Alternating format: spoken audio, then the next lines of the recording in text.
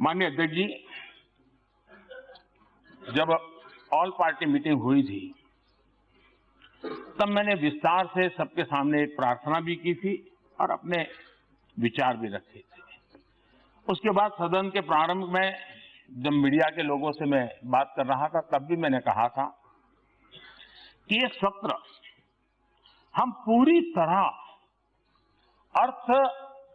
आर्थिक विषय, देश की आर्थिक परिस्थिति, इन सारे विषयों को इस सत्र हम समर्पित करें। हमारे पास जितनी भी चेतना है, जितना भी सामर्थ्य है, जितने भी बुद्धि प्रतिभा है, सबका निचोड़ इस सत्र में दोनों सदनों में हम लेकर के आए हैं। क्योंकि जो देश, दुनिया की आज जो आर्थिक स्थिति है, उसका लाभ उठाने के लिए भारत कौन से कदम उठाए, कौन सी दिशा को अपनाए जिससे लाभ हो। मैं चाहूंगा कि ये सत्र, अभी भी समय है, ब्रेक के बाद भी जब मिलेंगे तब भी पूरी शक्ति, मैं सभी सदस्यों से आग्रह करता हूं, हम आर्थिक विषयों पर गहराई से बोले, व्यापकता से बोले और अच्छे नए सुझावों के साथ बोले, ताकि देश विश्व के अंदर जो अवसर पैदा हुए उसका फायदा उठाने के लिए पूरी ताकत से आगे बढ़े। मैं निमंत्रित करता हूं सबको। और मैं मानता हूं कि आर्थिक विषयों के इस महत्वपूर्ण विषय पर बातचीत हम सबका सामूहिक दायित्व है और इस दायित्व बोध में पुरानी बातों को हम भूल नहीं सकते हैं, क्योंकि आज हम कहां हैं उसका पता तब चलता है कल कहां थे। और वो भी, ये बात सही है कि जब हमारे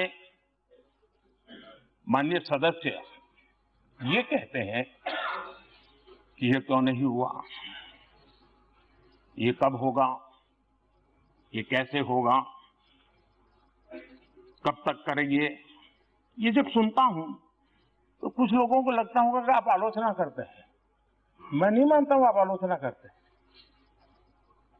मुझे खुशी है कि आप मुझे समझ पाए हैं, क्योंकि आपको विश्वास है करेगा तो यही करेगा।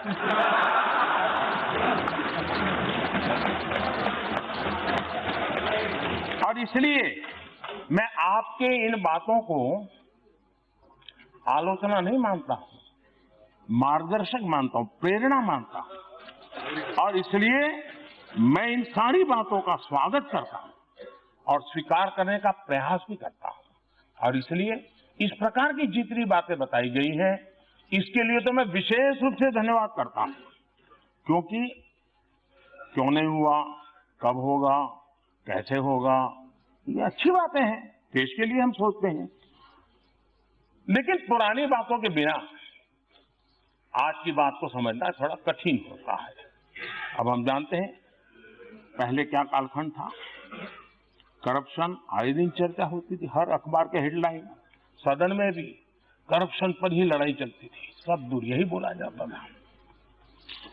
अनप्रोफेशनल बैंकिंग कौन भूल सकता है, कमजोर इंफ्रास्ट्रक्चर पॉलिसी कौन भूल सकता है, और संसाधनों की बंदरबाट, माय गॉड क्या करके रख दिया था। इन सारी स्थितियों में से बाहर निकलने के लिए हमने समस्याओं के समाधान खोजने की लॉन्ग टर्म गोल के साथ एक निश्चित दिशा पकड़ करके, निश्चित लक्ष्य पकड़ करके उसको पूरा करने का हमने लगातार प्रयास किया है। और मुझे विश्वास है कि उसी का परिणाम है कि आज इकोनॉमी में फिस्कल डेफिसिट बनी रही है, महंगाई नियंत्रित रही है और मैक्रो इकोनॉमिक स्टेबिलिटी भी बनी रही है।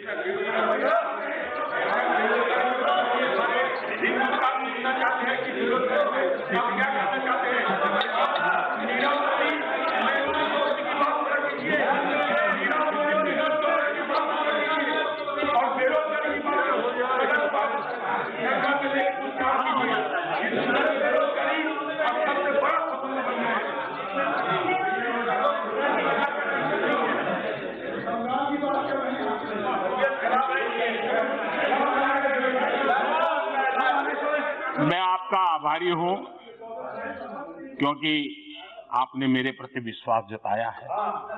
ये भी काम हम ही करेंगे। हाँ, एक काम नहीं करेंगे, एक काम न करेंगे, एक काम न करेंगे, न होने देंगे। वो है आपकी बेरोजगारी नहीं हटने देंगे।